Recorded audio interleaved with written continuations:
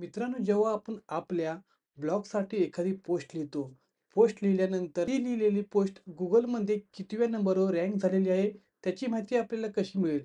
त्यासाठी मी तुम्हाला एक प्लगइन सांगणार आहे, ज्याचा उपयोग करून तुम्ही लिहिलेली पोस्ट, तुमच्या वेबसाईटची पोस्ट Googleमध्ये कितव्या रँकवर अवेलेबल आहे, ते तुम्ही बघू शकतात. नमस्कार मित्रांनो, माझं नाव आहे राहुल आणि तुम्ही पाहताय राहुल ब्लॉगर यूट्यूब चॅनल. तर चला व्हिडिओला सुरुवात करूया. तर मित्रांनो, सर्वात प्रथम तुम्हाला क्रोम ब्राउझरमध्ये यायचं आहे आणि इकडे सर्च करायचं आहे नाईट वॉच एक्सटेन्शन. त्यानंतर तुम्हाला दिसेल की SEO search simulator by Night Watch हा प्लगइन तुम्हाला इन्स्टॉल करायचा आहे. त्यानंतर तुम्ही ते बघू शकता की मी ऑलरेडी हा एक्सटेन्शन डाउनलोड केलेला आहे. तुम्हाला पण इकडे जाऊन डाउनलोड करायचा आहे, ॲड टू क्रोम करायचा आहे. मी ऑलरेडी केलेला आहे. त्यानंतर मी ते न्यू टॅब ओपन करतो. न्यू टॅब ओपन केल्यानंतर तुम्हाला ह्या इकडे एक्सटेन्शनमध्ये जायचं आहे.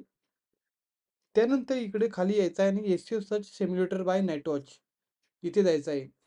त्यानंतर इथे सर्च क्वेरीमध्ये काय टाकायचं आहे, तुमची जी पण वेबसाईट असेल, तर मी माझी वेबसाईट ओपन करतो इथे.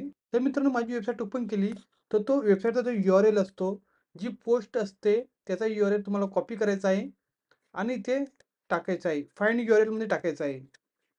आणि सर्च क्वेरीमध्ये तुम्हाला काय टाकायचं आहे, जो पण कीवर्ड असेल तुमचा focus keyword, fire screen download for Android हा माझा फोकस कीवर्ड आहे. याला कॉपी केला आणि त्याला इथे टाकायचं आहे. त्यानंतर कंट्री सिलेक्ट करायची आहे. जर तुमची वेबसाईट इंडियासाठी असेल तर इंडिया सिलेक्ट करा. माझी जी वेबसाईट आहे, मी युनायटेड स्टेटसाठी म्हणजे अमेरिकेसाठी रँक करतो, तर इथे युनायटेड स्टेट मी सिलेक्ट केलेलं आहे. त्यानंतर परफॉर्म सर्चवर क्लिक करा. त्यानंतर इथे बघा 24 नंबर 24 नंबरवर माझी वेबसाईट रँक होते. तर बघा, आता तुम्हाला दाखवतो 1, 2, 3, 4, 5, 6, 7, 8, 9, 10, 11, 12, 13, 14, 15, 16, 17, 18, 19, 20, 21, 22, 23, 24, 25 म्हणजे लगभग म्हणजे सेमच असतं. 24 नंबरवर इथे माझी tricky rahul.com नावाची वेबसाईट रँक होते आहे. तर मित्रांनो, तुम्ही असंच एक्सटेन्शनचा वापर करून तुमची पण पोस्ट Googleमध्ये कितव्या रँकवर, कोणत्या देशातून कितव्या नंबरवर रँक होते, त्याची माहिती मिळू शकते तुम्हाला. इथे युनायटेड स्टेट होते, इथे मी इंडिया करतो. बघूया इंडियामध्ये रँक होते की नाही माझी वेबसाईट. म्हणजे ती पर्टिक्युलर पोस्ट परफॉर्म सर्च करतो. इथे नॉट फाउंड म्हणजे इंडियासाठी इंडिया मी सिलेक्ट केल्यानंतर इंडियामध्ये दिसत नाही लोकांना.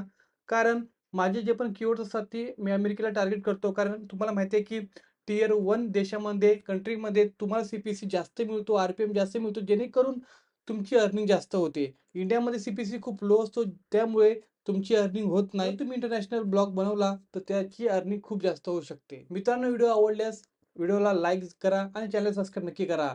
शेवटपर्यंत बघितल्याबद्दल खूप खूप आभारी. जय हिंद. वंदे मातरम.